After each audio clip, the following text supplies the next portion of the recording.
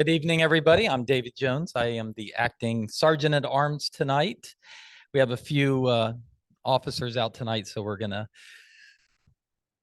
just do the best we can tonight. We're missing a few guests, but they're going to show up a few minutes late. Also on your table, I have this little weird printout. This Saturday is the area speech contest. We're going to have Momita there, right? All right, Bill, and then we also have Colin, who's going to be speaking, and Andrea.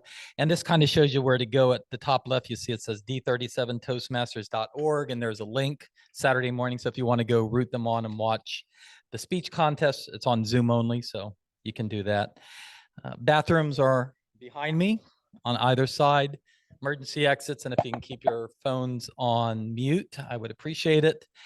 And our president is also out tonight, but our immediate past president, Elvis, who is also our vice president of education, is going to start us off. So welcome, Elvis Lopez. Thank you so much, David. And good evening, fellow Toastmasters and honored guests. Welcome to Queen City Toastmasters. As David mentioned, it is today an honor and a pleasure to be the presiding officer for this meeting. One of the things that I would like to do, and it's also part of the custom as part of our club, is to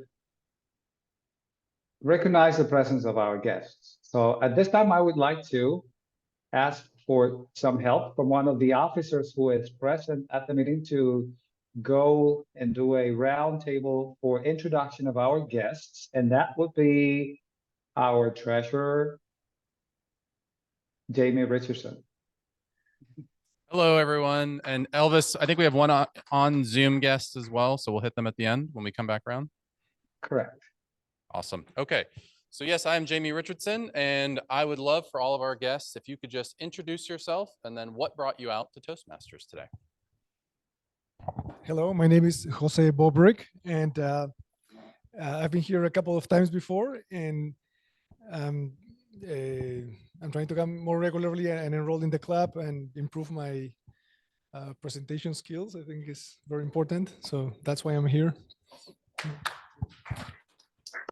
And I forgot to mention that the microphone, for those of you who haven't been here before, is just for our online participants. So it doesn't actually amplify through the speakers. But then if you want to listen to yourself, we record all our videos. That way you'll be able to hear yourself in the Zoom recording.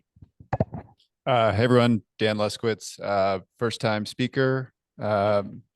I used to do Toastmasters like 10 years ago in a different city, different chapter. I did it at the beginning of my career. And as I started getting promoted, I started doing Toastmasters less. And now I'm getting back into the habit of presenting to investors and clients and stuff like that. And so I just wanted to sharpen up my skills. I think that's a great idea. Speech or public speaking is just like riding a bicycle. You got to get back on it every now and then to make sure you have those muscle memory. Hello, everyone. My name is Colby. I'm here mainly because I need to give a speech at a wedding in a few months. And so this is my preparation to get more comfortable with standing up in front of people. We have a long history at Queen City Toastmasters of wedding speakers, including our president, Toastmaster Eric, who the very first time he showed up was so that he could help prepare for his daughter's speech. Hi, I'm Shannon Hauser. This is actually my third visit here, so I'm hoping to become official here soon. But yeah, joined elevating professionally and in more environments where I need to be in front of groups and speak. So here to sharpen those skills and get better at that. So welcome back, Shannon. And we have one more guest, Gemma. Hello, my name is Gemma Yaden. This is my first time at Toastmasters. I am here because I want to get better at getting over my nerves in front of a group of people when I'm speaking, and I'm applying for a job that will require me to give presentations in front of investors and board members. So just want to get a step ahead and prepare myself. All right, Elvis, that is all of our guests in person. Back to you. Thank you, Jamie. And let's also open up the mic for one of the guests that is joining us on Zoom. Zach, take it away. Good evening, fellow Toastmasters and honored guests. I am Toastmaster Zach Owens from Jacksonville, Florida, Club 1980. I am joining you on behalf of my mentor here in Jacksonville. As we all know, mentors are very important in any endeavor. Here in Florida, in District 84, they have something called the Ambassador Program. The purpose of the Ambassador Program is for different members of clubs within the region to get out and visit different clubs, either virtually or in person, for the benefit of networking, speeches, or just to see how different clubs work. I have visited 14 clubs so far in the last 9 to 10 months, and I have found it to be incredibly eye-opening to see how many different clubs there are in different styles. And the most amazing thing about it is that every club still holds to the same mantra as far as table topics and what you're looking for, and etc. But every club adds a little something different. One club might have an inspiration list. I saw a club that had a quiz master where they will quiz you at the end of the meeting, make sure your active listening skills were there. And that really took me by surprise because I was only paying attention to the primary speeches. So I didn't do good that day. But I've been a Toastmaster since last February, about a year. And I looked up your club because I heard some good things about it through the grapevine. And I'm saying and so hopefully you're not going to hit me too hard on that in my first time visiting. And I would really like to just kind of see how things go. Hopefully I'm able to stay for the whole meeting. My wife might need a ride at 7:30. We'll see. If so, I'll text you, Toastmaster Elvis. And on that, I yield the floor. Thank you so much, Zach. And again, welcome all our guests. I now have the pleasure to introduce our Toastmaster of the day. She joined us a few months ago and immediately started giving speeches as a way of practicing to prepare for real speeches she had to give at work. She's one role away from being the recipient of the Club Achiever Award. And for those who don't know what that is, an award that is given to members who have given their icebreaker speech and have performed all meeting roles during a Toastmaster year, that is from July 1st until June 30th. She's also a club officer. It's our secretary. Please help me welcome our Toastmaster of the day, Dana Robinson.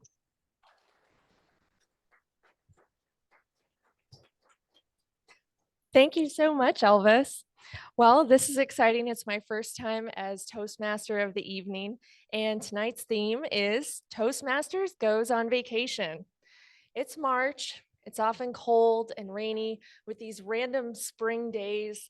And for some reason, I think the mix of that pulls me into vacation planning mode. Depending on what's happening in your life and with work, you often have a different budget to deal with. Maybe you have a really high budget, maybe you have a really low budget. For tonight, I've planned 2 trips for our group. One that's about the lowest budget we can go with for a 3-day trip, $750. And the other trip is much more aspirational. I've never taken one, but I set a $50,000 budget for our luxury trip later in the meeting. So we're going to start with our shoestring budget of $750. First of all, airfare is out. Fool me once, Spirit Airlines. We're taking the car and we're driving down to Savannah for the SCAD Sidewalk Art Festival. So we're down about $50 for gas. I figured that left us with, a few $100, maybe $500 for accommodations. Therefore, we are staying at the Diamond Oaks Glam Camp. We're going to be in a vintage camper on a marsh with art studios, a horse farm, and miles of walking trails. And the bathroom situation is, don't worry about it. We'll arrive on Friday and pack up about $175 worth of glamping groceries at Trader Joe's, plus 1 bucket of fried chicken. We will hopefully have enough left over for 1 dinner out and 1 ice cream out. So Friday night's activities, all the free stuff that's available at the glam camp. That's going to include going and visiting the horses, going for a walk and trying to see birds, and eventually just drinking Prosecco around the communal campfire.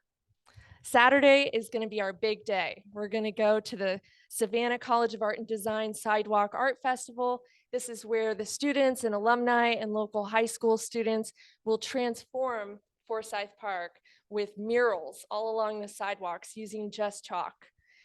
Apparently, there are also models who act out these artistic scenes. To me, this sounded a lot like mimes, but we're gonna just roll with it. And then on Sunday, once we're done with the SCAD Art Festival, I figure we'll head to Tybee Beach. Again, another free activity. I've actually never been, but we can walk the pier and we can set up our umbrellas and our coolers at the Back River Beach. From what I read online, that's the quietest part of Tybee Beach. And you can see dolphins at sunset without taking the expensive tour. So that's pretty important. After our day at the beach, we'll get cleaned up as best we can at the glam camp. And then we'll head to Betty Bombers for burgers and for a nighttime walk along the riverfront.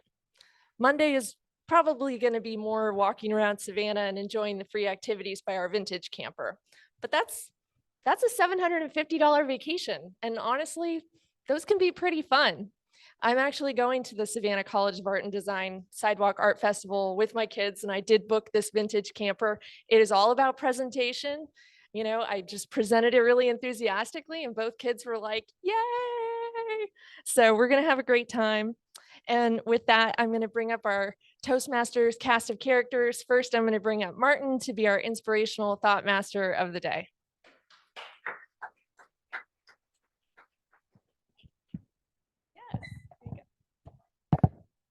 Dana, what a fantastic idea taking us through that vacation travel plan. I feel like every friend group needs a planner almost like yourself. So I appreciate that. All right. Show of hands. Who was here last week? Okay, I got a couple, 3, 1, 2, 3, 4. Okay. And show of hands, who's heard of Zig Ziglar? Okay, everyone from last week and a few other hands. So of course, last week, one of our main topics or a common theme throughout the meeting was Zig Ziglar. And after the meeting, you know, I've heard the name, I'm in sales, of course I've heard the name, but I finally decided, hey, let me invest some time and energy into maybe diving into some of his work. That's what I did. Picked up his audiobook. I have Audible right now, picked up his audiobook and started listening to him while driving around. And well, let me tell you, last week I did a lot of driving. I'm about halfway through his book right now. And there's a couple things that I learned. First one, let me tell you, he's a fairly entertaining fellow. Okay, if you've ever heard him speak, he uses great tonality, his pacing is very good. And overall, it's almost like listening to your grandfather or grandmother tell you stories on steroids. Another thing that I learned very quickly is that, you know what, he's more than just an entertaining fellow. He's quite a smart guy as well. One of the exercises he kind of walks his audience through is, well, I actually like to take the time to maybe do that with you guys right now. So let me see. I don't want to get this wrong. I have you know, a lot of history here behind me. Okay, here's one exercise. So let's take a look around the room. I'm going to give you guys 15, 20 seconds to take a look around the room, and we're going to look for orange things. Okay, so starting now, look for orange things and count how many orange things you can kind of spot around the room. Okay. Take a good look around, keep in your mind how many things there. Okay. Now, how many orange things did we see around the room? Go ahead. 6, 7, Ruben. 6, 7, 7. Okay. We got some good eyes here. Now let me ask you a question. How many red things did you notice around the room? Anybody? Don't look now while you were looking for the orange. Did we notice any red things? I see some shaking of the hands. Okay. Well, this is a very interesting thing. If I were to tell you to look for red things now, let's take a look around the room. Let's take a look for red things. Give you another 5, 10 seconds. Count how many red things we kind of notice in the room. Okay, show of hands. How many red things did we see? 4, 3, 8. Wow, okay, great eyes here. Okay, so obviously first test, we were looking for orange things. We saw how many red things? 0. Now that I told you to focus on red things, now we're seeing 3, 8, 4. So what does this tell you? the lesson here is that whatever we focus on, that's what we bring into reality. That's what we focus on. That's what we notice. So then how do we take this lesson and apply it to our daily lives? Well, one example could be when we go out there and we see a challenge, something doesn't go our way. Do we see that as an obstacle? Do we get angry like, oh, screw that? Or do we see it as an opportunity to learn, to get better, to grow? And perhaps see it as an opportunity to get past that obstacle where maybe the other guy or gal may have stopped, but we're going to push past and we're going to get what that person didn't get. Okay. How else? Well, one thing for sure, I hate traffic. And I realized after kind of doing this, putting this together, instead of maybe seeing traffic as, oh, shoot, like screw traffic, maybe I see it as an opportunity to take a breath and be in the present moment. Take a moment to call my parents, call a friend. So tonight I'd like to challenge you, maybe as we go through the meeting or as we leave home and maybe on our stuck in traffic on the way back,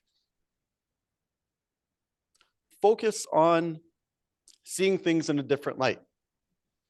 And ask yourself, what are we focusing on a daily basis? Take that, do some self-reflection, and let me know next week if that inspires you at all. Toastmaster Dana.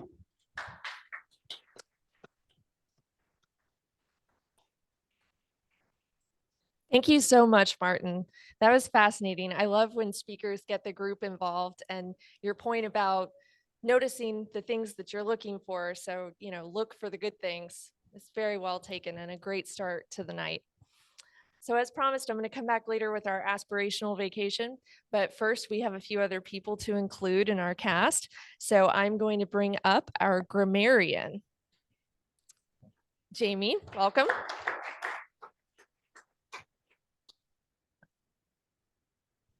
Thank you, Toastmaster Dana. Yes, I will be the grammarian this evening.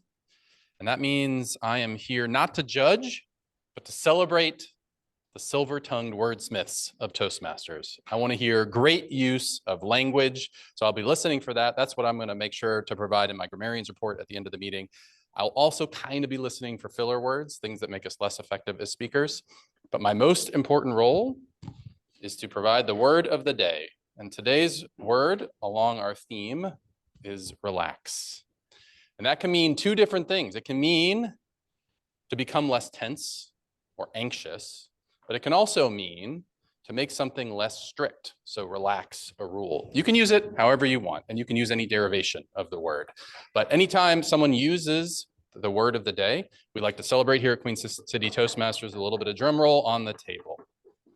So that is the grammarian's role. I will be back for my grammarian's report at the end of the evening, and I will turn it back to our Toastmaster. Thank you, Jamie. And I love the word relax since we're all going on vacation tonight. It's just perfect. Next, I'm going to bring up our timer, Greg. He's going to keep us on track for this meeting. Thank you. Good evening, everyone. Madam Toastmaster, fellow Toastmasters, and honored guests. My name is Greg. I'll be this evening's timer. My role is very simple. It's just to ensure that our speeches are fulfilling their time slots and not going over. And just as a quick rundown, for our prepared speeches tonight, we have Gabe and Ruben. Their speeches will be between 5 and 7 minutes long. So at the 5-minute mark, I will hold up this green flag to let them know that they hit the mark. At the 6-minute mark, they get a yellow flag for halfway. And then at 7 minutes, they'll get the red one to let them know that they have about 30 seconds or so to wrap it up. And then for the other speeches that we have this evening, table topics, those speeches are 1 to 2 minutes in length. At the 1-minute mark, they'll get the green flag. At the 1.5-minute mark, they'll get the yellow flag. And then at the 2-minute mark, they'll get the red flag. And then to bring it home, we have our evaluators who will also be evaluating the prepared speeches for tonight. They'll speak from anywhere between 2 to 3 minutes. And the same rules follow. 2 minutes, they'll have the green flag. 2.5, they'll get the yellow. And at 3, they'll get the red. And I will turn it back to you, Dana. Thank you. Great job, Greg. Okay, I'm back with our aspirational vacation. As I admitted, I've never taken a $50,000 vacation, but I will tell you, I got into the spirit of this thing very, very quickly. So let's head to Switzerland along the Rhine River with Germany on one side and France on the other. We're going to be taking a river cruise with more than 40 castles along the way, as well as picturesque towns and vineyards. Now, admittedly, river cruises have a reputation for being more popular among retirees than 20 and 30 somethings. So I did some research. U by Uniworld specializes in itineraries for millennials. So I think that this is going to grab the broadest swath of our group. First, we're going to fly first class to Basel, Switzerland. We're down $12,000. Next, we're going to pay another $12,000 for the cruise because I booked us the suite on the deck. Get ready. It comes with butler service, unpacking assistance, which I found really strange because I don't know why you would need that. It also comes with wine, a fruit and cookie plate, and a shoe shine. So none of us can wear sneakers on our first day. Now, this is a week-long trip filled with Michelin star meals and once-in-a-lifetime experiences, but I think Jerry Seinfeld had it right when he said, there is no such thing as fun for the whole family. Case in point, one of the stops is at Speyer, Germany, and the tour options include a reenactment of old-time village life, or learning about flour, learning about vinegar, or going to a transportation museum followed by a Formula One race car track. I'm going to just admit to you guys, I've been on too many old-timey reenactments with the kids and I don't care anymore. I also don't care about flour, vinegar, or cars.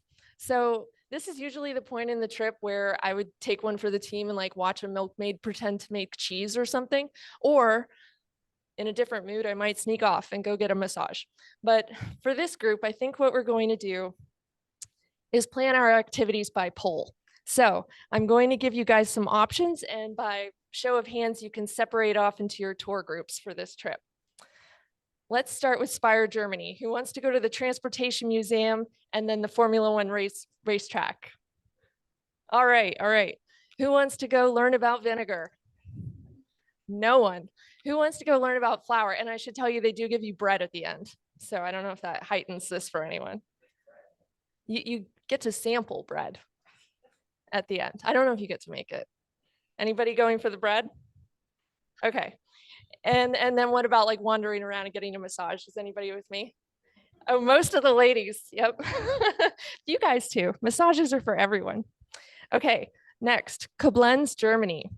Options. You can tour Marksburg Castle, which overlooks the Rhine.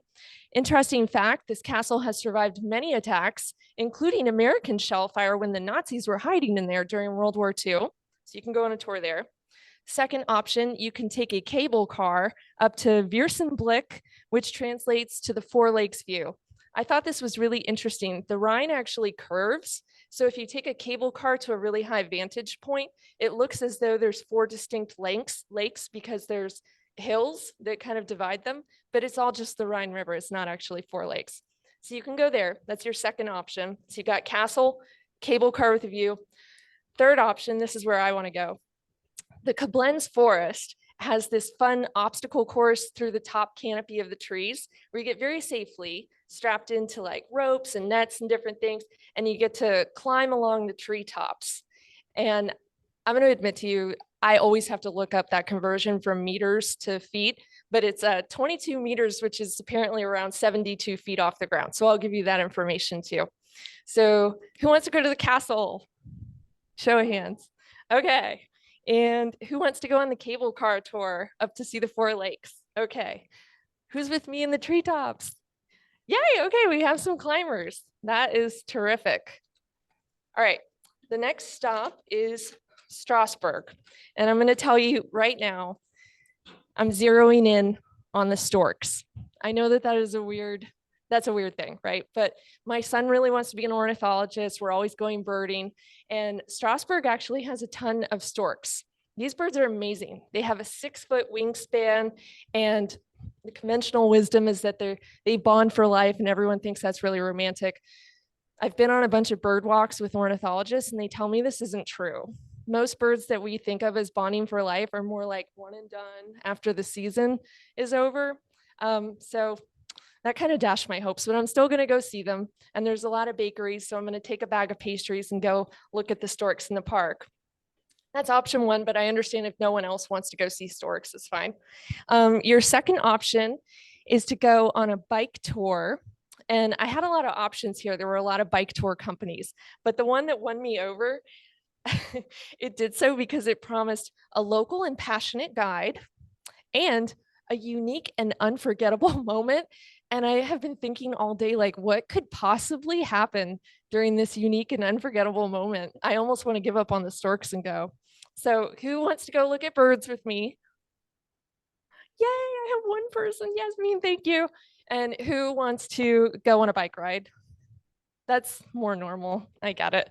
Okay, Cologne is next. I'm not giving anybody a choice on this one because I really want everyone to come with me on the Gargoyles and Chocolate Tour. So apparently Cologne has a lot of very famous gargoyles, including 100 that stand sentry around the Gothic cathedral.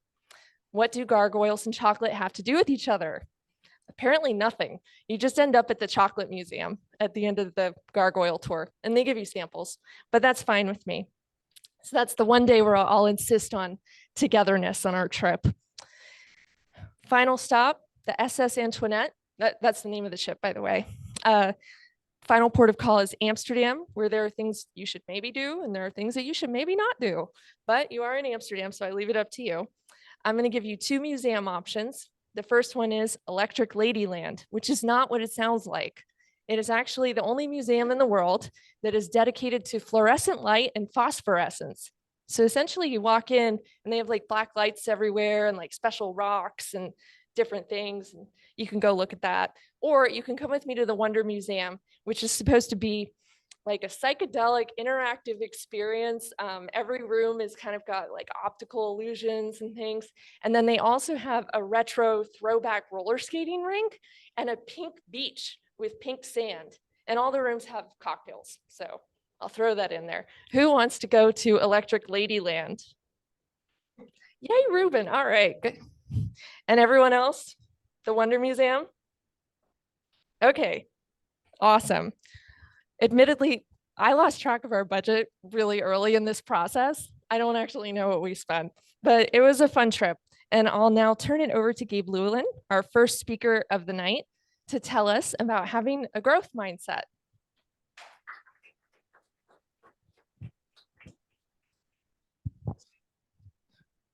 Thank you, Dana. I have to admit, I am fully inspired on taking a trip to Europe now. That was pretty cool. A lot of detail there. I love that. All right. Good evening, fellow Toastmasters and guests. Tonight, I'm going to share about a growth mindset. And it actually goes hand in hand with what you were sharing earlier, Martin, about what you focus on. And so there's three things that as I've looked at a growth mindset, there's three components that I want to break down tonight. However, before I jump into that, I have a confession. I'm going to share a famous quote from Winston Churchill that I didn't actually understand until just today. As I was going through this and researching, it finally clicked. And so maybe it will for you, or maybe you're like, Gabe, that was obvious, but we'll see. So as I mentioned, today's about the mindset, growth mindset. What does it mean? And I would submit to y'all that this may be one of the most important things that you can develop as an adult. And I think, unfortunately, as I go through this, you'll understand why, as kids, we're preconditioned to not have this. So one of the first aspects of a growth mindset is feedback. It's understanding that it's just feedback. There's not positive feedback. There's not negative feedback. In fact, I would say that negative or critical feedback is actually preferred if you want to continue growing, right? If you're optimizing for growth, instead of just optimizing for an outcome, then you want to continue growing, which means you need critical feedback. So maybe that's a review from your boss, or maybe that's a grade in school. But regardless, it's your view on feedback. It's just feedback, and you want more feedback to continue growing, as opposed to saying, hey, I really don't want to have this feedback. This is uncomfortable, or hey, I want to avoid this. So it's your view of feedback. And I'll give you an example. In school, oftentimes we're called or supposed to optimize for a grade. Hey, you all want to get A's, right? And so that's the idea. However, unfortunately, we don't measure how much people are learning oftentimes. And so maybe they come into that class having a very, very base knowledge of that topic. And so, for example, in school, I studied finance and accounting, but I had one science credit that I needed. And so I took one of the hardest classes in science that typically pre-meds take or biology majors. It's physiology. Like, you do not take this class. You take this is a weed out class to weed out pre-meds. But I was fascinated about the body. And I was like, man, I'm going to take this and we'll see what happens. I didn't have any biology in college. I only had it freshman year of high school. And so invariably, I ended up spending a lot of time studying this class, way more than even my finance classes, because I was catching up on biology and chemistry and other aspects of the body that I just didn't know about. And I ended up with a B in the class, which I was super proud of. And I sat next to a guy who ended up becoming a doctor. He got an A. We studied together often. But it was the fact that I studied and I learned so much about the body that I found fascinating. But at the end of the day, maybe people would say, hey, you got a B, that's not great or whatever. But it's the idea that you grow. And I think, and unfortunately, oftentimes in school, you fixate on the grade as opposed to, hey, continually growing and continue learning.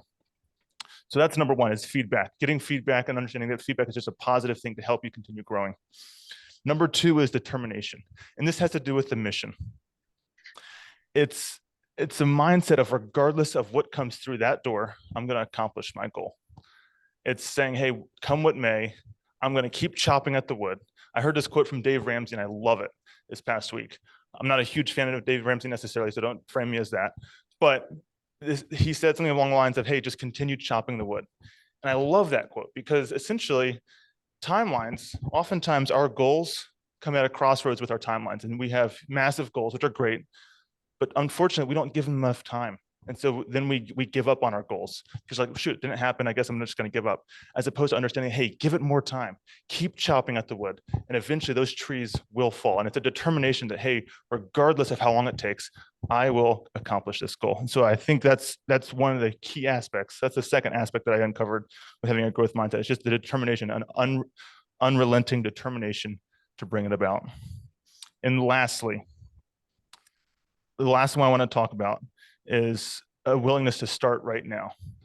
I'm sure all of us have heard the Chinese proverb that the best time to plant a tree was 20 years ago, and the second best time is now. Oftentimes, what happens with a growth mindset is it's a willingness to take action right now as opposed to tomorrow.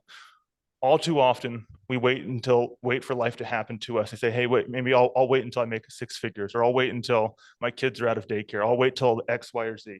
You're always waiting for something. Life is happening right now. Now is life is happening. You have a chance to grow today. So take action today. I had a conversation with my uncle, who was super disciplined. I mean, this guy, I swear, over 30 years, never missed a workout.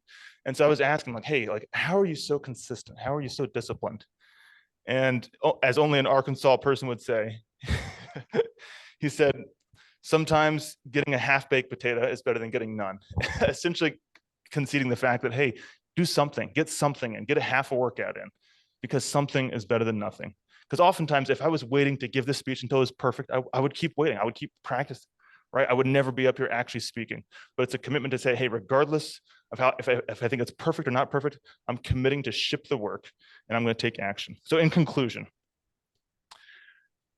when you embrace a growth mindset, feedback becomes something that you embrace, that you look for, that you welcome, as opposed to running from and hiding from. You enjoy the process because you're celebrating the small wins. I asked my wife, actually, and this is maybe a loaded question, but I said, hey, do you see me growing? And she paused. We had a long drive, so we ran out of questions. And she paused, and I think her answer was probably one of like, hey, I don't want to tell you this, but I'm going to tell you anyway. And she's like, yeah, I think you're growing in like really small ways. And funny enough, I was like, wow, that's awesome. I love that, because you can't grow in big ways. We can only grow in small ways, in small areas. And so keep growing, take action. And being an A student is not all it's chalked up to be. Instead, be a continual student, one who's always learning, always growing. Thank you, guys.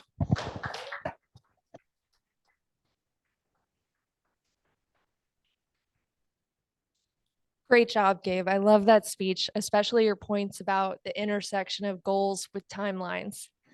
And now I'm going to bring up our second speaker of the night, Ruben, and he is going to tell us about improv comedy and impromptu speaking.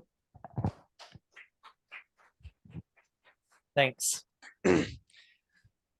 Well, if you see public speaking as a bar of iron, there's a lot of things that goes into giving that iron its strength.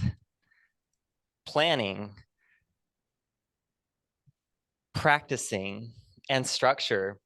These things in public speaking are really helpful to give that strength to that bar. But you don't want it to be too strong, because when metal without any kind of malleability or flexibility becomes brittle. And when it's brittle, any kind of mishap will break it or shatter it. So you always want a little bit of flexibility in your bar of steel, or really any kind of metal. And that's where improv can really come in and shine. It's almost the opposite of what I just said of structure, planning, and practice. It demands that you don't do any of those prior, and that you talk off the cuff. And I want to talk about a couple of those ideas that I've encountered in the short time of practicing improv. And I also know that a lot of us are busy and don't have time to do those classes. But I do want to leave you with a small little practice that you can take home tonight and use in any conversation that you have, both at work or at home. So let me start with a couple of the practices. One of them is just, I mean, it's in the name, improvisation, improv, like talking off the cuff. It's this idea of not knowing what the future is, having no plans for it, and trusting yourself that when the time comes, that you will be able to say what you need to say. And this isn't really a concept that you can just read about. You have to practice it.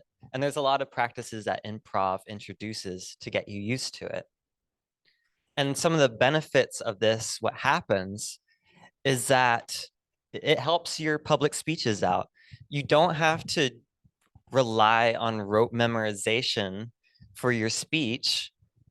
You can rely on the core ideas and trust that your brain will build those bridges between those ideas to allow your speech to be more fluid.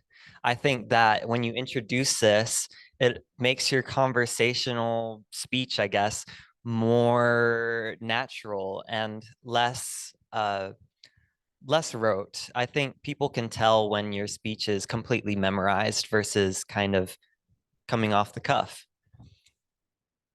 The second one I really want to talk about is playing a character. And playing a character is different than faking. Like, I think that there's a phrase that's spread around is like, you know, fake it till you make it, but it's really different. Like, you don't fake being a pirate, you play being a pirate. And it's just language, but it's really important that you know that distinction. And in improv, you are asked to play different characters. One of the practices that we did was that we would tell the same story, but in different character types. And this is another thing that you kind of just have to do for yourself to know what characters are even within yourself. Like for me, I learned that I'm actually, I'm pretty, sorry. I'm okay at playing having a migraine. Like that's no class act, but it's there for me. And I didn't really even know that that was available to me, but now that it is, it's something that I can introduce in public speeches. And it's a little bit of variety. And I think variety is the spice of public speaking in general. And so that's a couple different ways that I have discovered about improv that I've tried to introduce into my public speaking, of not trying to have things written down for my speech, just remembering the core ideas that I want to relay to the audience and trusting myself to fill in the blanks in between. Like I said earlier, I wanted to leave y'all with a little practice that you can try on your own that doesn't require taking improv classes. This is really good for if you find yourself kind of rambling on too long, or that you notice that the audience is starting to lose the point that you're trying to make to them. And you can just say, it doesn't have to be these words exactly, but you can say, so I guess what I'm trying to say is, and you have to say it, you can't think it. The act of saying it helps your brain. I don't know, it's kind of magical when you try it, but it just helps your brain summarize it. And it's surprising what words will just come out of your mouth. It's really fun, and I highly recommend trying it out. Once again, that's, so what I'm trying to say is, improv is a wonderful tool set to bring to the table in public speaking. And it's liberating for both you and your audience, because you no longer have to rely on rote memorization for your speeches. You can trust and be confident in yourself that if you know your core ideas, that your mind will build the bridges for you.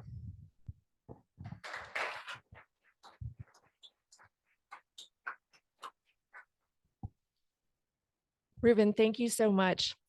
That's really inspiring, especially when you talked about the flexibility that comes with improv and thinking on your feet. I have to admit, the idea of coming up here without something kind of scripted or an outline is terrifying. Table topics is the thing I'm the least likely to stand up for and volunteer for in a meeting. So very inspiring, really, really cool points. Thank you. Before we move on to table topics, I'm going to take you on our last stop of the evening on this vacation trip, because I think no discussion of vacations would be complete if we didn't mention vacation disasters. We've taken a shoestring vacation, we've taken a luxury vacation. What happens when all of that planning goes wrong? Because it can. No amount of planning can totally ward off disaster. I'm going to give you 3 examples tonight of trips gone wrong. One of them is actually a true story of my own. I'm going to start with Carnival Cruise, because no roundup of travel fails would be complete without Carnival Cruise Lines. 2013, travelers set sail with big dreams. And then within days, they were waving SOS sheets at news cameras and setting up shanty towns on the deck. What happened? Well, the Triumph, the real name of the ship, had an engine fire and got stuck in the Gulf for 5 days. And I guess whatever manages their sewage system shut down, because they ended up having sewage just like sloshing up and down the hallways, hence the need to build shanty towns on the deck. So if that doesn't happen on your next vacation, you can count yourself lucky and just put it in the win category. My second tale of vacation disaster comes to us from Luisa Mancera. She's a writer at roadtrippers.com. And I'm going to just read to you her account of what happened. She says, I got stuck at a little airport in Peru with my sister. There was a teacher strike and they started throwing Molotov cocktails over the wall to catch the grass on fire, to catch the grass landing strips on fire. One by one, all the flights were canceled until they shut the entire airport down. We were in our early 20s and had to call our dad collect to let him know what was happening. All the cheap hotels in town were full, so we somehow ended up staying in the attic of our taxi driver's aunt for the night. Also, I think if you don't have Molotov cocktails thrown at the runway as you're trying to leave, you can count that vacation as a win. And finally, the third vacation fail of the night is a personal one. When my kids were small, my parents were in town, so we decided to all go to the Lazy 5 Ranch. For those of you who don't know it, that's basically a drive-through zoo where they give you these pellets that apparently every species of animal will eat. I don't really understand it. My dad graciously bought each of my children a bucket of these very weird pellets, He insisted on driving. I sat up front with little Henry on my lap, and because the rules of the road don't apply when you're in a drive-through zoo. You're going like 2 miles an hour. And my daughter was in the back with her feed bucket and my mom. So things were going along okay for a little while. And then somehow this bull wandered over and it started trying to take Henry and I's bucket of feed. And my dad does not like to be bossed around, and he does not like to lose money. So he reached over across me and started pulling this bucket back from a bull. Like, I can't even, the irony is there. You all know it. So anyways, he thought he had won against this bull, but he had not, because the bull leaned forward and got its horn stuck inside my car and started cracking my windshield. The way that my daughter, Sophie, tells the story, she says, I threw my son into the back seat. The way I remember it, I gently handed him to someone, I don't know who. And I parked the car, and I don't know where I got the strength from, but I reached over and started just shoving this dumb animal and helping it maneuver its horn until it was finally out. Here's the part of the story that I was going to leave out for the sake of my family, but Sophie said, I have to include it because it's her favorite part. The Lazy Five Ranch actually offered to fix my windshield if I would leave the car there. My dad is a busy man and he was headed north. He didn't want to give me a ride home. So we sat there arguing for a while, and eventually my mother prevailed. And I think at some point I must have stopped being furious with him because we still talk every week. So that's my roundup of 3 travel fails. And with that, I will turn it over to John Capello for table topics.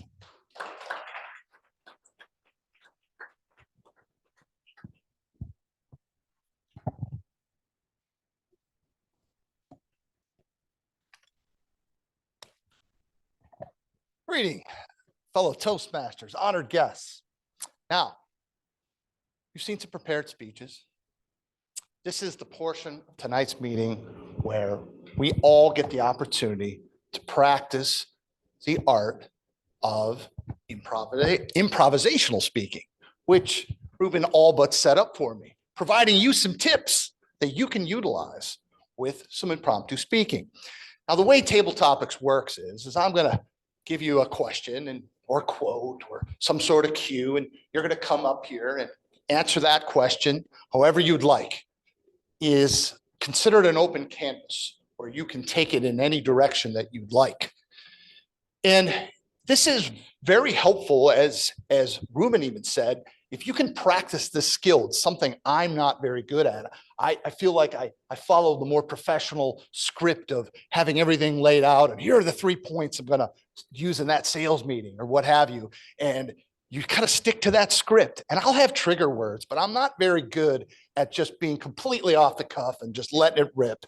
And I think it would serve me well. So I'd like to do that more myself, but this is an opportunity for all of you. You're going to have 1 to 2 minutes. We call it go for the green. You're going to see that green card over there. Once you see that, you'll know you've made it.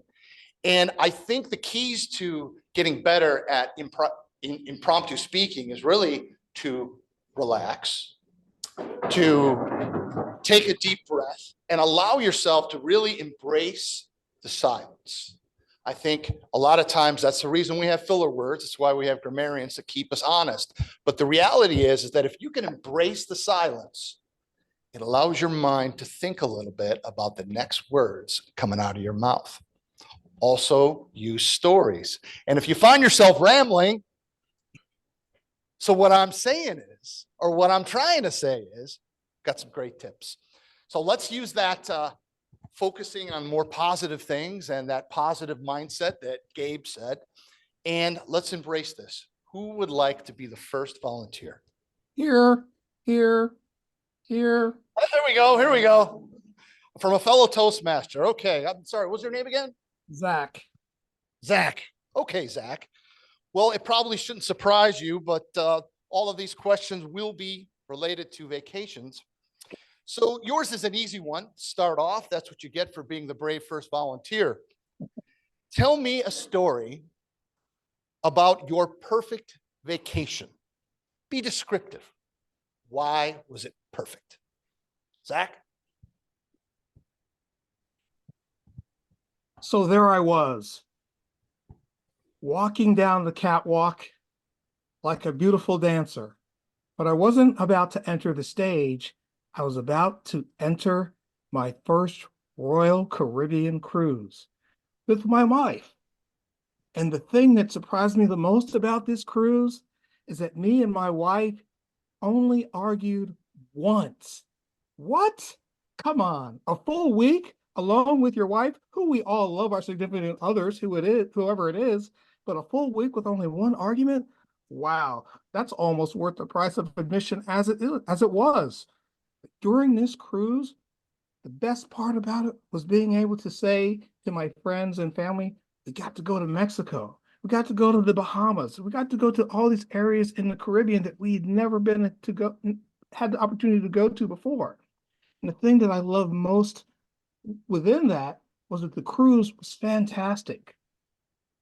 We took the Harmony cruise, Harmony of the Seas, which is one of the newer ships.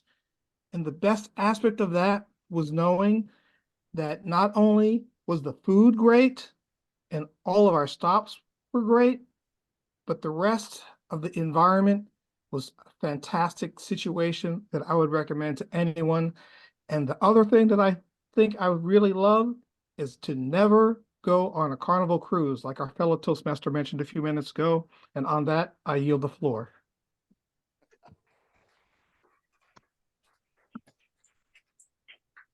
All righty, thank you, Zach. I think I'm gonna have to look into a cruise now. I never like the all-you-can-eat buffets. I feel like I leave those cruises 10 pounds heavier than when I arrived. Anyway, who would like to be the next volunteer? Mamita.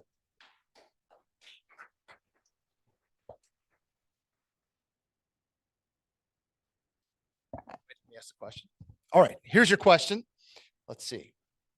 I like the movie Vacation with Chevy Chase. I don't know who likes that movie. I know I like it. There's several quotes. And one quote is, I'm on a quest for fun. Mamita, how do you incorporate fun in your life? What is it, and how do you make sure you are disciplined about incorporating it into your life? Thank you, Toastmaster John. Good evening, fellow Toastmaster and dear guests. So fun is routine, the normal life that I have. That is fun for me. And like following the routine, getting up in the morning, cooking for my lunch, dinner, and going to office, spending the weekend the way I want to. So that is fun for me. In between, yeah, if I get a chance to travel, that is also good. Yeah, once in a 3 month, I go crazy, so I have to travel. So that is fun for me. The normal life is fun for me. Extraordinary makes me suffocated and I go crazy. So I like normal life as fun. Yeah. Thank you. Thank you. Too.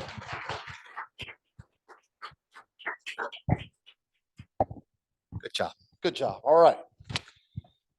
Who would like to be next in this journey? Come on up. All right, remind me your name again. Shannon. Okay, Shannon. I'm going to throw out another movie vacation quote here. You might remember this one. Sorry, folks, park's closed. The moose out front should have told you. Tell me about, this is obviously a scene in the vacation movie where they show up after this long journey and the park is closed. Tell me about the most disastrous vacation that you've had and what went wrong. Boy.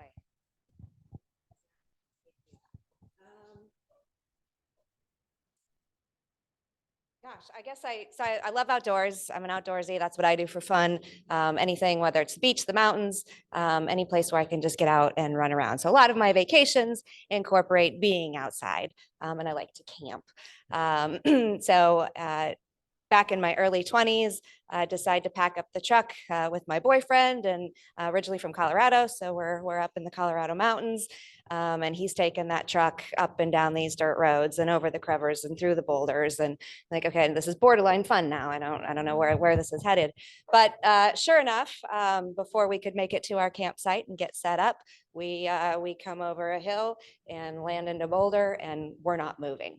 This truck is not going anywhere. We have no cell service. We have, limited provisions, we were just kind of doing an overnight trip. And now we've got a situation. So hours and hours of digging and prodding and leveraging and doing everything we could to get this truck out of the rut so we could continue on our way. And panic is starting to set in for me because I'm like, it's getting dark. Like, what are we going to do? We have no service. Oh my God, we're going to die here. But sure enough, you stick to it, you keep digging in, you keep leveraging, you keep digging, you keep throwing rocks under there. And eventually we were able to get the truck out and pop up and out on our way. So I think that definitely was a situation that did not go as planned, but you keep chopping wood until you get your truck out and then you can finally relax.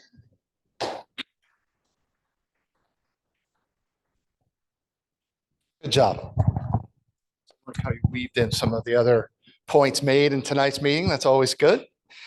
How are we doing on time? Do we have time for one more, two more? You think? One more. Okay, one more. This is the opportunity. Live with the growth mindset. Come on up, Yasmin. All right. Whew, okay, I'm digging deep now. How about this? Through all the tribes and tribulations of daily life, we sometimes just need a mental vacation. How do you take a mental vacation? Separate yourself from the day-to-day grind. I would say there's a few ways that I take a mental vacation on a daily basis. And I feel like something that's very important is creating the time and the space for that. I feel like we really let other things get in the way. So, instead of, maybe that day working out or taking a walk or reading a couple of pages in your book, you're like, well, I have this other thing that I can do. So I feel like a key to that is really just making it a priority. For example, today, it was super nice outside. I was not expecting the sun. I did not look at the weather, so it was kind of a nice surprise. So I actually went rollerblading on the rail trail, which was really nice. It was just a fun thing to do. It was probably like 20 or 30 minutes, but it was honestly the highlight of my day, just seeing other people outside, enjoying the weather, enjoying just life and the fact that it's not cold anymore, and really just listening to music.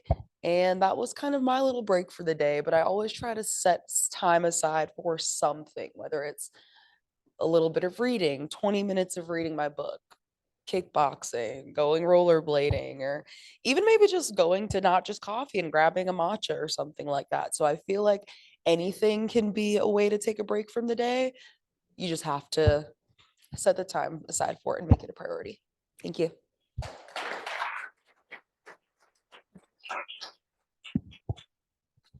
Well, that's going to wrap it up for me. I hope that you felt this was a good exercise for you guests. Come back again. You'll have an opportunity to come up. We'll try to get you the opportunity. But as I've said before, I've made the analogy, come in and get your reps.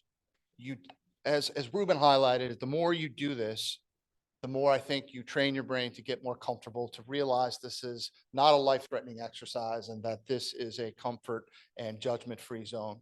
So please embrace it. Thanks for having me.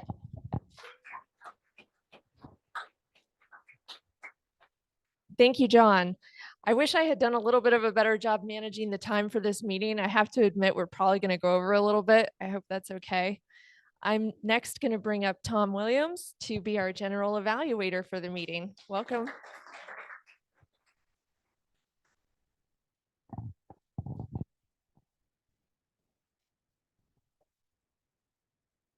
Good evening, everybody. Before I get into my general evaluation, I'm going to bring up the first evaluator, who is David Jones. Thank you. Thank you, Mr. General Evaluator, and thank you, Gabe. Gabe's speech was growth management, and he started funny and humble. He's talking about a quote that he didn't understand and he needed time to figure it out. So I thought that was a good opening. And you were speaking to us, you were giving us information, but it also seemed as if it was self-discovery for you. You were kind of working through it, discovering what you were talking about, through your research and readings. So it's a good way to learn is to teach. Now, to the basics, you had good eye contact. I saw you were looking over my way and towards everybody. You had good vocal variety. You project very well. You don't need to have a microphone, and then good hand gestures. And then the three items that you talked about were feedback, determination, and starting right now. And I always find when we talk about those, I was listening to your interpretation of what those meant to you. And I'm thinking a year from now or 5 years from now, you can give the same speech and it'll have a totally different meaning as you grow and learn and you discover things. And then to start right now, I'm always waiting for you to do certain things because your last speech was about a Tony Robbins seminar. And you said, start right now. And I was like, he's definitely going to say the Tony Robbins quote, but you didn't, which is, when would now be a good time? I don't know if you've heard him say that before, but that's his big thing is when would now be a good time, which would have tied right into start right now. Now, room for improvement. The only thing I noticed was you kept putting your hand in your pocket and you kept trying to, I don't know if you were thinking about it, you would do it and then you'd stop. On one hand, that kind of shows you're comfortable, but it also doesn't allow you to have that energy and the body language that you need to have. Then you quoted your uncle, and it kind of went outside of your speech. You kind of took us in a different direction, which I thought was good. It was half of a baked potato is better than none. So that was just a little bit more humor, brought us in because now you're talking about a different subject just for a moment, and it brought us in. And then finally, your speech was a call to action, be a continual student. So overall, I thought it was a great speech. It was designed well and it gave us information and then it did have the call to action at the end. So back to you, Mr. General Evaluator.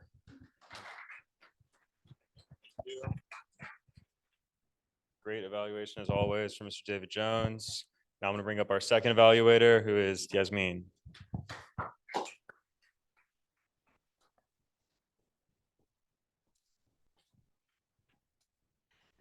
Thank you, Toastmaster Tom.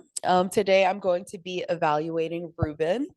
I really enjoyed your speech. You really just kind of went right into it as soon as you got up here, went into your analogy about iron and how metal needs to be flexible. And I know for me personally, I love analogies. It's very digestible for people.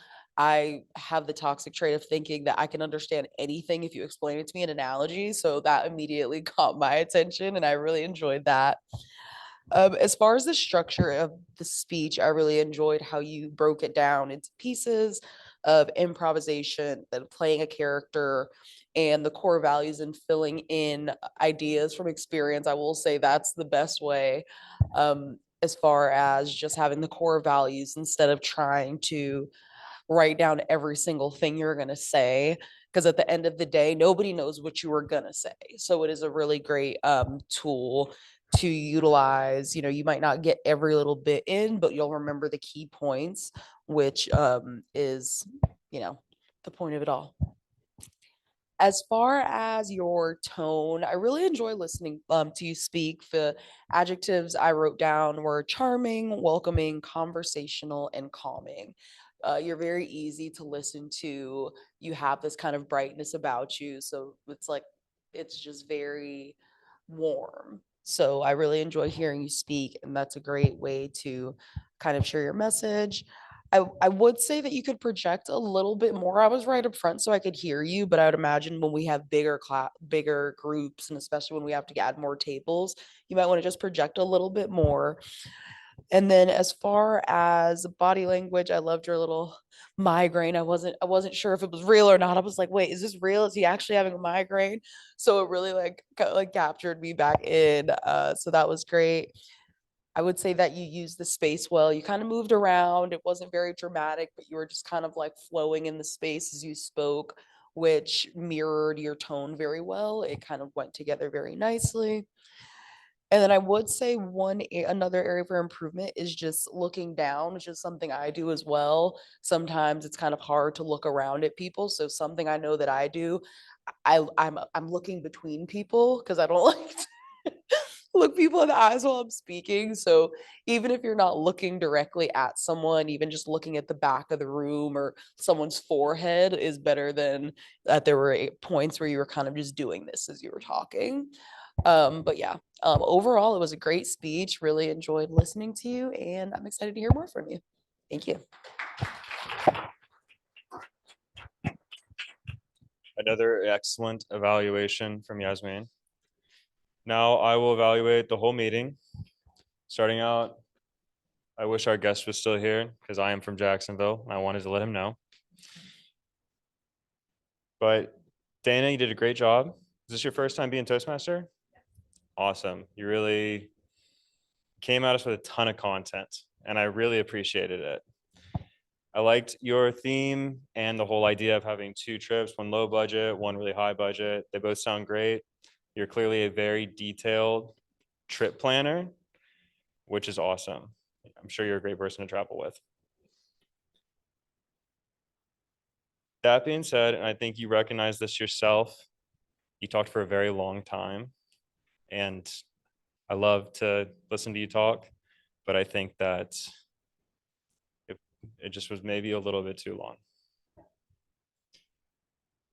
Then moving on to our speakers, I really enjoyed both speeches. I had personal connections to both, or I'll just call it that, a personal connection, I suppose. Starting with Gabe, the growth mindset, that was really great. Winston Churchill quote, maybe I wasn't listening, but did you actually say it? You teased it, and I thought you were going to drop it on us at the end.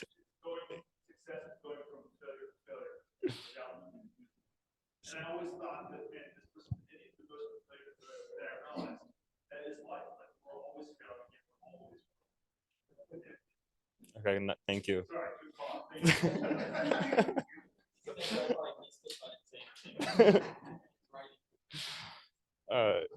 Other than that, you know, the feedback determination, starting right now, great. The starting right now, I connected with because that was a piece of advice that I got at a very key moment in my life that just really drove me to make some great positive change. And it's kind of the reason I'm here right now. Ruben, really great getting up for your second speech after being here for like a month. It's awesome. I connected with your piece of advice at the end talking about, so what I'm trying to say is, because I find myself saying that a lot, especially when I'm working and I'm trying to compose an email, and I'll be like, I'm trying to put this in professional terms, like what's the right word for here? And I'll talk to my coworker and I'll be like, what I'm trying to say right now is such and such. And she's like, just write that. So I really love that. I think it's a great piece of advice. Table topics, enjoyed everybody doing table topics. And yeah, that's the meeting. Evaluators did a great job too. Now I'm going to bring up our grammarian. I didn't say relax, but he's going to, it doesn't count. Okay, he looks very relaxed.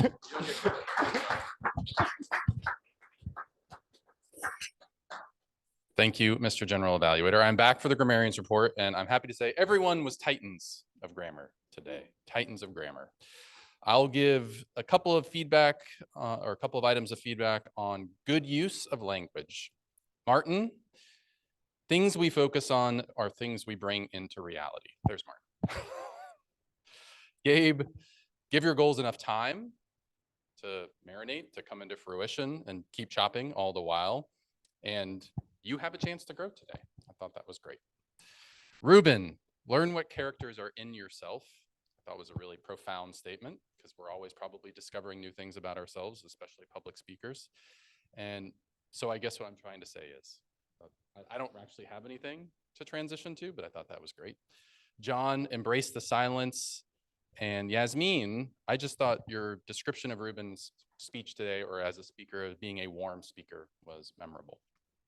Filler words, a few things throughout. Dana, a few ums, but otherwise very clean throughout. Martin, a couple that I'm guilty of. My so's, your power so's are so great when you're transitioning from a couple of kind ofs. Greg, you were very clean. Gabe, very clean. A couple of rights, very, again, strong rights, kind of getting your audience to believe everything you have to say, but sometimes those serve as filler words. Ruben, a few ums. Just give yourself a little bit more space to pause as you're going through your speech. John, very clean. Table topics.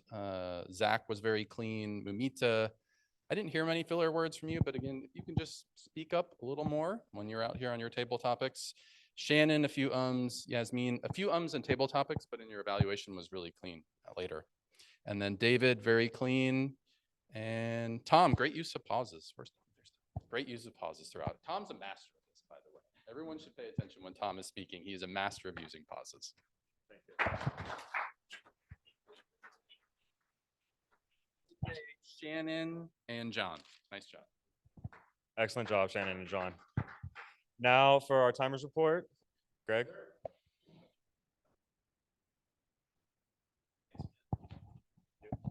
Right on. Good job, everyone. I'm just going to give it to you straight.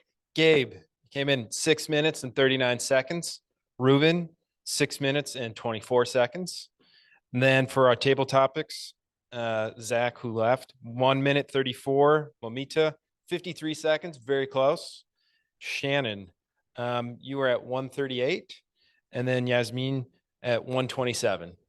And then for our evaluators, David, 2 minutes and 12 seconds, and Yasmin, 2 minutes and 47 seconds. So everyone pretty much hit their mark. So nice job. And I will give it back to you. Thank you very much, Greg. I'm just going to do a quick handoff back to the Toastmaster. Dana. Thank you, Toastmaster Tom. This was a great meeting. I believe that concludes everything. And at this point, I should turn it back over to Elvis as presiding officer. I keep looking backward at the screen, but I know it makes more sense to look at Elvis and turn it back over to him this way. Okay, Thank you, unless Dana. Jamie, you're gonna go talk to the meeting members. Okay, Elvis, take it from here, please. Thank you so much. And another round of applause for our Toastmaster of the day, Dana Robinson. Great job, everyone. Great evaluations, great table topics, great speeches. Now, before we wrap up our meeting, I would like to turn it over back to our guests. And Jamie, please help us out with the final thoughts from our guests. Yeah, I'm coming back around. If you can just share any observations you had from the meeting and then anything you're looking to for next time. Jose. Well, the meeting very well structured. I really enjoyed the setup and well, didn't have the chance to participate in any table topics, but looking forward next time. It's always a good chance to get on stage and practice. That's it. Absolutely. We will happily have you back next time to do table topics. Dan. I thought it was great. I mean, my biggest takeaway is everyone, this is like the kindest room in Charlotte. Everyone is just so friendly. I thought it was awesome. It was like I mentioned, I've done Toastmasters in the past, so I generally had an idea of structure, but each group is a little bit different, right? So I like to swoop in and observe. My biggest regret is every time a vacation quote was thrown out, I was like, I wish I was standing up there because I've got this. So I'll probably take a little bit more initiative next time and jump up there. But yeah, really great meeting. Thanks for having me. Thank you, Dan. Gemma. I love that. I thought that was a lot of fun. Everybody is super welcoming, super kind. I was too nervous to raise my hand for the table talks, but I want to do that next time, and I feel very comfortable to do that next time. As Dan said, we're a very supportive environment, so this is the place to do it. Colby? Colby, right? Yes, correct. The whole meeting was great, very well structured. I liked all the speeches, very inspirational. It's making me want to better myself, just hearing you guys speak. Big shout out to everyone giving their speeches today, and thanks for having me. And then we had a guest join us a little bit later. Yes, my name is Carmen. I did come in late. My apologies. But very first time here. It was very interesting just to witness, but also very inspiring too, because you all seem so kind. I mean, you all are kind. So I've got my mouth, sorry. But yeah, I'm really glad I got to come today. So thank you for having me. Thank you for coming out. All right, and then before I hand it back to Elvis, I'll just do one last. Oh wait, do we have another guest? Oh, I'm sorry, Shannon. Yes. Yeah, as always, a great meeting. These have become one of the highlights of my week. So I'm looking forward to doing, I guess, the next steps to make this official. But yeah, always thrilled to be here, and great group for sure. But yeah, as treasurer, I'm happy to answer any questions afterwards that folks have about joining Queen City Toastmasters, including membership as a next step. And then for our members, just a quick reminder of our dues for the next 6 months that are coming up, or due the end of this week. So if you have any questions, shoot me a note. Otherwise, I'll send out some reminder emails so that we can make sure we stay on track to being a select distinguished presidents club. Presidents Club one more time. I'll turn it back to our presiding officer, Elvis. Thank you so much, Jamie, and thank you again, everyone who participated in this meeting. I would like to remind one more time to our members to sign up for roles for next meeting. The agenda is open, and we would like to welcome everyone for taking up roles, volunteering. Please look at things that you haven't done yet and take it from that inspiration from today. Jump up, do something, take action, and make sure that you're pursuing your goal. So as soon as you get out from this meeting, please take a look at the agenda, sign up for roles. And if you have any questions about pathways, please also know that you can reach out to me or any one of the officers. With that, I would like to, again, thank you all and call this meeting to a close. See you again next week, and good night, everyone.